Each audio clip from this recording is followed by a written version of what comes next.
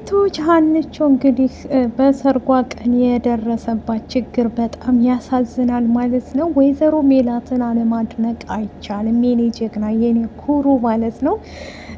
ምክንያቱም የሴቶች ተምሳሌት ናት ማለት ነው። ቃላት ያጥረኛል ለእሷ ጀግንነቷ፣ ጉብዝናዋ እንግዲህ ያን ሁላ ሽማግሌ ስታንበረከካቸው ነበር ማለት ነው። እስከ ዛሬ ድረስ አልሰማችም ነበረ። እኔ ነኝ ባለጌቱ እስከ ዛሬ ድረስ አስተዋውቂ ብላት ይሄ ሁሉ አይመጣም ነበር ስትል፣ ወይዘሮ አስቶካም ደግሞ እንዴ ሲዳሩ ማልቀስ አሁን ነው እያለች ትተርትባታለች ማለት ነው። ድሮ የተውሽውን አሁን እንዴት ሆን ብሎ ነው ያጠመዳት ልጃችንን ብላ እንግዲህ የበቃሉ ልጅ መሆኑን ከሰማይ በኋላ ሜላት ተናዳና ተበሳይታለች። ራሷንም እስከ መሳት ደርሳለች ማለት ነው። እኛ የሀና ጉዳይ ይቅደም ስንል እሱ ቀደመን ማለት ነው እያለች ለመስፍን ትነግረዋለች። ሰላም ጤና ይስጥልኝ ውድ ቤተሰቦቼ፣ ለቻናሌ አዲስ ከሆናችሁ ላይክ፣ ሻር፣ ሰብስክራይብ አድርጉ ማለት ነው። ህይወት ቤተሰብን እንግዲህ ዛሬ ይዘንላችሁ የመጣነው ኖላዊቶችን ነው። የኖላዊቶች ጉዳይ እንደቀጠለ ነው ማለት ነው። የእነሱ ጉዳይ ቢቀጥልም ወይዘሮ ሜላት ሁሉንም ነገር አስተካክለዋለሁኝ ብላ በልጇ ደስታ ሁሉንም እርግፍ አርጋ ከበቃሉ ጋር ያላትን ነገር እረስታ የልጅን ጉዳይ ላስቀድምና የማደርገውን እኔ አውቃለሁ ብላ ነበር እየሰራች ያለችው። ከዛም በኋላ ግን ትልቁ ችግር ዋነኛው ነገር በቤታቸው መሀል ሲከሰት እንግዲህ የተላኩ ሽማግሌ ምን አለው? ማን ነው? ምንድን ነው? ቤተሰቦች ውስጥ ማን ናቸው? ስም የላቸውም እንዴ? ስም መጠየቅ ላይ እንግዲህ ሲጠየቁ ነው የተናገሩት ማለት ነው። በቃሉ እንደላካቸው ሲነግሩ ሜላትም እራሷ አንስታ እንግዲህ ወድቃለች ማለት ነው። እንዴት እንደዚህ ያደርጋል ይሄ ባለጌ እያለች ማለት ነው። በዚህ የተነሳ እንግዲህ ትልቁ ከባዱ ችግር በጣም ከባድ ነበር ማለት ነው። በዛ ሰዓት ላይ ሜላት ራሷን በሳተችበትም ሰዓት ላይ እነሱ እያጮፉ ንገሩን እንጂ የመጣንበትን ጉዳይ ሲሉ፣ መስፍንም ደግሞ ውጡልኝ ከዝፍ ይላቸዋል ማለት ነው። እንዴ የመጣን እንግዲህ አውጡልኝ ይባላል እንዴ መስፍን እያለ ኖላዊትም ደግሞ ይከራከራል። ኖላዊት የመሰለው እዚህ እንደሱ እንደ ደሴ መስሎት ዝም ብሎ ልጅሽ ለልጄ ተብሎ ምልስ የሚባል መስሎት፣ እንደዚሁም ደግሞ አዲስ አበባ ላይ ተኩስ ያለ ልጅ እንድታገባ ለባል ስትሰጥ የሚተኮስ ነው የመሰለው ማለት ነው።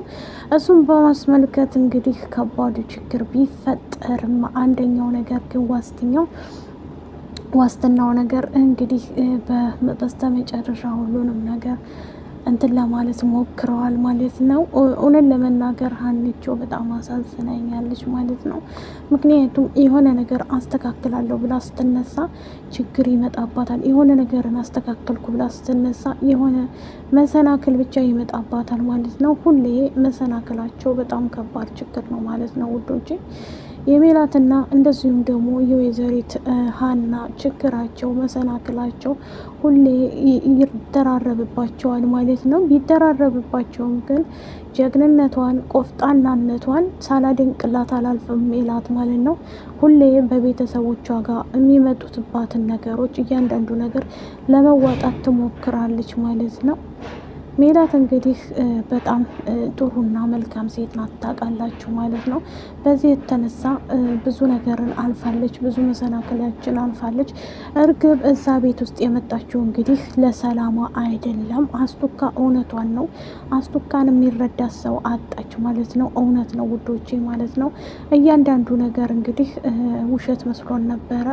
ሁሉንም ነገር አውቃለች ማለት ነው። ያወቀችውም ደግሞ ምንድን ነው ወይዘሮ ሜላት የምታውቀው እንደዚሁም ደግሞ ሀና እሷ ልታገባ ስለሆነ ማግባቷን እንጂ ከቤት መውጣቷን እንጂ የማን ልጅ እንደሆነ ምን እንደሆነ ማንንም አልጠየቀችም። ሰላምንም ስጠይቃት መልካም ልጅ ነው፣ ጨዋ ልጅ ነው እማዬ እያለች ነግራት ነበር ማለት ነው።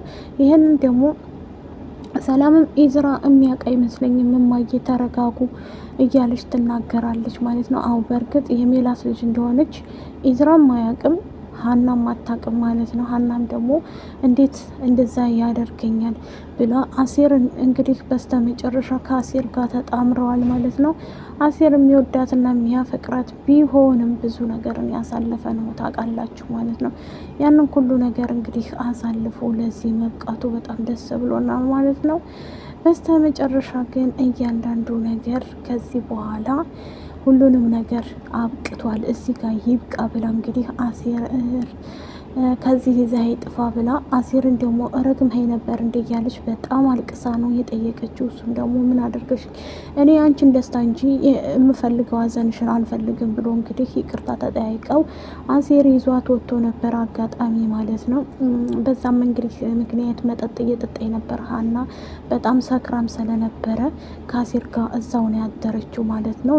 ተምቹም ደግሞ ሂድ እንጂ ወደ ቤትህ ሲለው ኖላዊ ተምቹ ብልጠቱ ምክንያቱም እሱ ጎበዝ ስለሆነ ሙዱ ስለገባው ሀናና አሲር አብረው ስለሆኑ አይ እዚህ ነው ፋየው ማድረው አልሄድም ብሎ ይለዋል። እፈራለሁ ሲለው እሸኝሃለሁ ትሄዳታለህ እዚህ አታድርም ሲለው በፍጹም ብሎ ተምቹ ኖላዊት ጋር እያድራል ማለት ነው። ከዛ ከነጋ በኋላ ጧል ላይ አሲርን እንፈልገው ብለው ሊፈልጉ ሲመጡ ያገኟቸው ሀናና አሲር ተለጣጥፈው ተኝተው ነበር።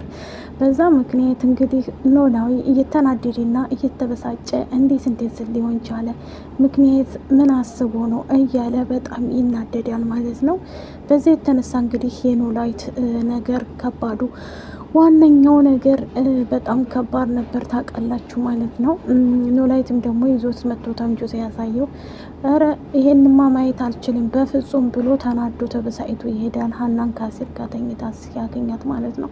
ከዛ ተምቹም ደግሞ ብር አምባር ተሰበርልህ እያለ እዛው እየጨፈረ ይገኛል። ኖላዊት ግን ትቶ ጠፋ ማለት ነው። በነገራችን ላይ ሀና አስባበት አይደለም ከአሲር ጋር የተኛችው ምክንያቱም ሰክራ ስለነበር ኢዝራንም ደግሞ ይዟት ሲወጣ ሀናን አሲር አግኝቶት ነበር ማለት ነው። ከዛም በኋላ አንተ ውሻ፣ አንተ ቆሻሻ እንዴት እንደዚህ ታደርገኛለህ? እንዴት በህይወት ትቀልድ ያለህ ብላ እንግዲህ ሀና ተቆጥተዋለች። ሙንድጭ አድርጋ ሳርበዋለች ማለት ነው። እውነት ለመናገር አዎ ብዙ ነገርን አሳልፋለች ሀና። ላይክ፣ ሼር፣ ሰብስክራይብ አድርጉ። እንወዳችኋለን። ባይ ባይ።